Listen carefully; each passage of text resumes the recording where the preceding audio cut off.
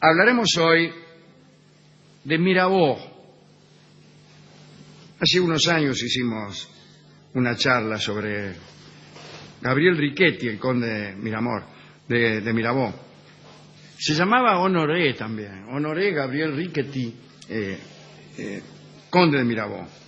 Y contamos algunas peripecias amorosas, la relación con una señora holandesa que lo llevó a consagrarse diputado del Tercer Estado en tiempos de la Revolución Francesa.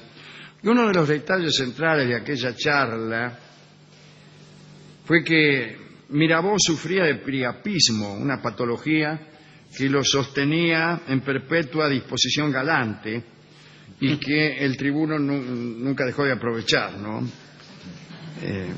Digamos, solamente para saber de quién hablamos, que este hombre nació en 1749, fue hijo del economista Víctor Riquetti, marqués de Mirabeau, estudió por voluntad del padre, también después fue militar, pero era poco dado a la disciplina militar, fue detenido por conducta impropia, encarcelado, fue un hombre que primero perteneció a la Asamblea representando al Tercer Estado, pero después fue partidario de una monarquía constitucional e intentó reconciliar esa corte reaccionaria de Luis XVI con las fuerzas de la Revolución. Y al principio logró, por ejemplo, garantizar a la corona el derecho de declarar la guerra y firmar la paz, o mantener el derecho real del veto, pero después eso no resultó. Algún día deberíamos hablar de la siguiente discusión, que es parecida a esta, ¿no? Mirabeau pertenecía al Tercer Estado, no por nacimiento ni cuna, sino por convicción, pero pretendía establecer una conciliación, ¿no?, entre el viejo régimen monárquico y la revolución que nacía. Una discusión es esta. Discuten partidarios del capitalismo y socialistas o comunistas. Entonces, el partidario del capitalismo dice lo siguiente: bueno, no es que el capitalismo sea malo, habría que limar sus costados desagradables, y lo perfecto sería un capitalismo con sensibilidad social, con leyes que aseguraran que la gente pudiera tratarse, asegurara la atención médica de las personas, seguros de desempleo, estados de bienestar, etcétera. Sin abusos. Eso sería muy bueno. Pero entonces, del otro lado, el socialista o el tipo que está por alguna otra clase de sistema le dice que eso no es posible. ¿Por qué? Porque los que se llaman males del capitalismo son fatales, son inherentes a su propia naturaleza. Son el capitalismo. Lo que se llaman males del capitalismo son el capitalismo. Y no lo podés atacar si no fuera del sistema. Estoy planteando esto como una cuestión ante la cual no tomo partido. También podría decirse lo mismo, aunque no se ha hecho, pero lo mismo de los otros sistemas. Es decir, bueno, el sistema comunista tiene algunos efectos desagradables. ¿Cuáles? Bueno, citamos. Por ahí conlleva una cierta restricción de la libertad de los ciudadanos, etcétera, etcétera. Dice, bueno, sería lindo entonces un comunismo donde se garantizara la posibilidad de los habitantes de prosperar de cambiar de trabajo, de decidir un montón de cosas, decidirlo todo. Es decir, se fortalecería un cacho más el individualismo. Entonces, alguien podría también decir... Objetar lo mismo. Lo mismo. Eso sí. Es decir, que eso no es posible. Y aquí se da esta discusión que yo veo poco, en realidad. Se da, ¿sabe en dónde? En Ecuador con el socialismo ciudadano, claro, que sería esta segunda cosa que plantea. Pero bueno, acá también Mirabeau intenta preservar lo mejor de la monarquía, con lo mejor de la revolución, y a lo mejor eso no es posible. Claro. Eso no es posible. Pero bueno, discúlpeme. Estamos hablando de Mirabeau. Hoy contaremos apenas un suceso amoroso, o unos asuntos amorosos, que sucedieron antes de la Revolución Francesa, en tiempos en los que Mirabeau escribía, amaba, viajaba, incluso a veces caía preso por deudas, porque su padre, el economista Victor Riquetti, le había negado el dinero, no le daba plata, estaba muy peleado con el viejo. Y entonces, para sostener su tren de vida, Mirabeau pedía guita, y después no garpaba. Los acreedores lo apretaban y lo iban a buscar al hotel donde vivía, y un día lo amenazaron con un juicio.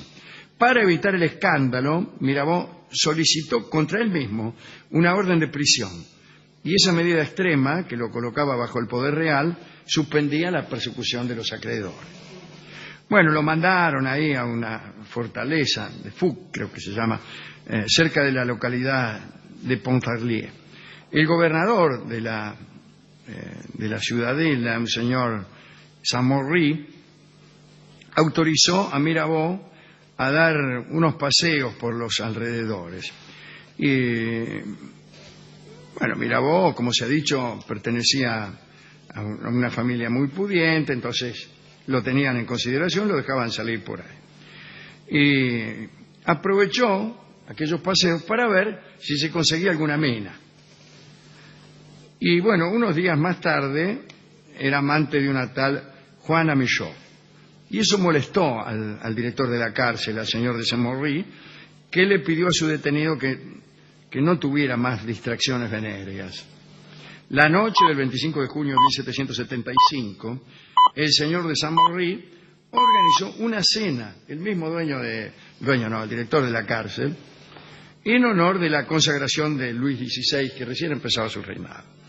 A la derecha de Mirabeau, que fue invitado a la reunión, se sentó la señora Sofía de Monnier.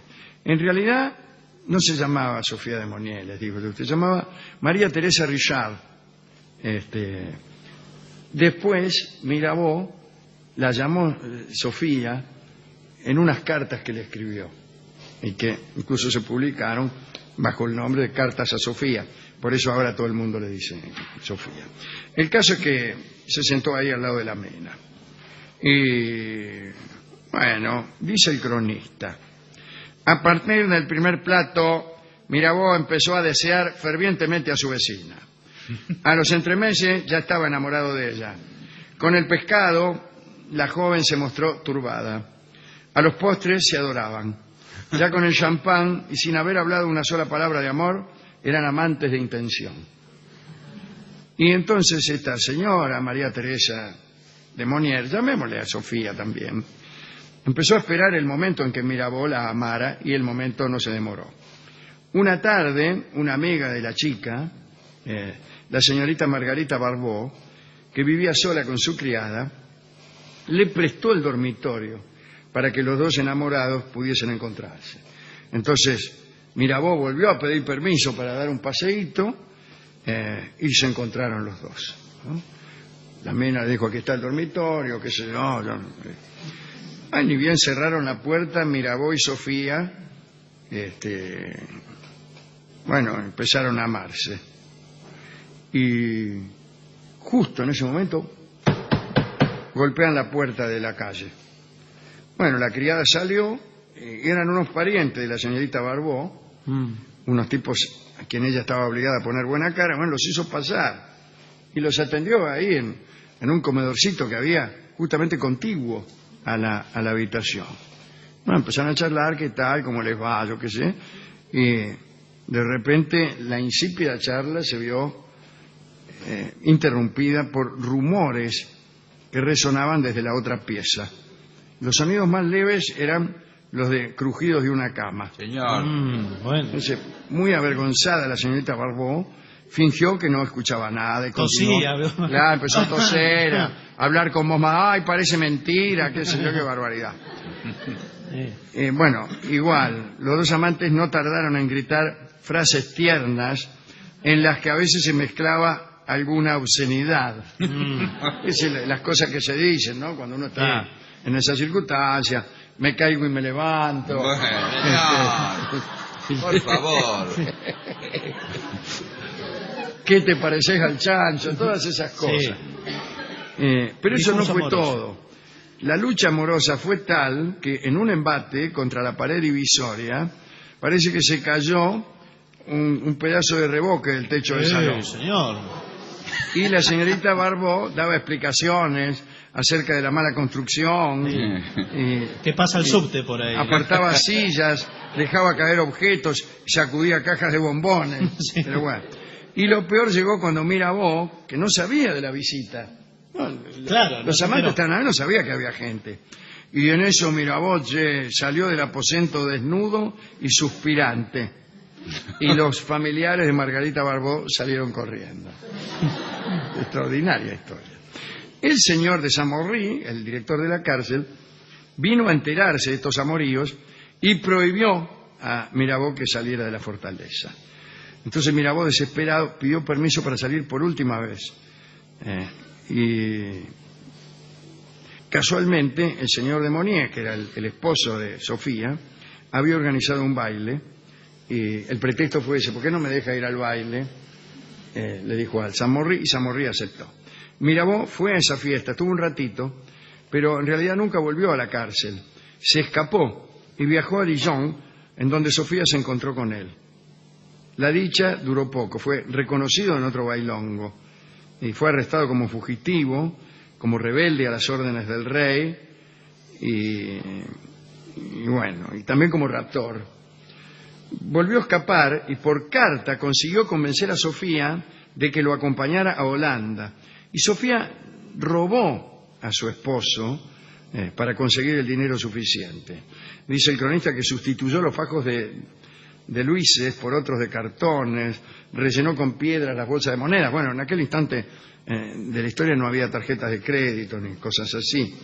El dinero robado se lo dieron a Margarita Barbeau y Margarita Barbeau se lo pasó a Mirabeau. Bueno, Sofía también del mismo modo mandó sus telas, sus joyas, sus pieles, y huyeron. Se encontraron con Mirabeau, cruzaron a Holanda, pero al cabo de unos meses la pareja pasaba por tantas dificultades monetarias que Mirabeau tuvo que escribir libros.